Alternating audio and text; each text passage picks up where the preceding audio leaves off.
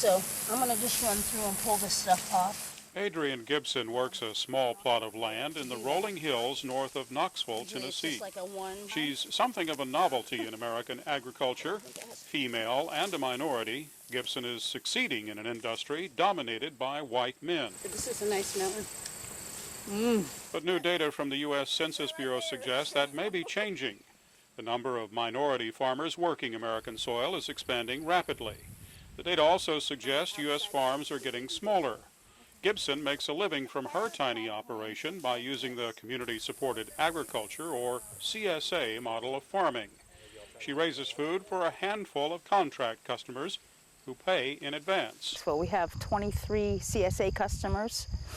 They subscribe to supporting the farm, and in return, they get a weekly basket of vegetables from May through October.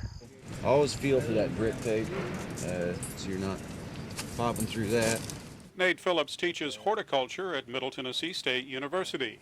He says smaller farms are, in part, a reaction to changes in the way Americans think about their food. This growing interest in where our food's coming from, what is the food quality, things like that. And I think we'll continue to see that increase. He says the interest in where food comes from is also attracting more young people into farming.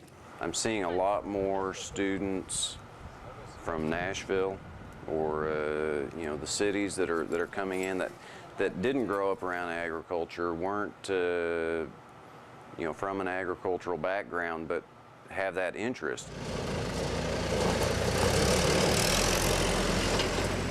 Just a few years ago, farmer Brandon Witt was one of those young students.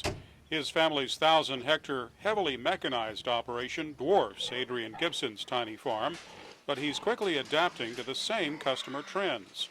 Rather than sell these hogs to commercial packers, he sells them to his neighbors. And we actually take that one step further here and actually have the meat processed and sell it directly off the farm here through our retail store and to local restaurants and grocery stores. Nate Phillips considers it a positive development that the people who grow the food are beginning to look more like the people who consume the food. I think that's great. It reflects our general society. It reflects, what our communities are like around us, and I think that's a great thing for agriculture. There's one trend that every American farmer can be pleased about. Census data shows that the value of the food they produce rose more than 25% in just 6 years.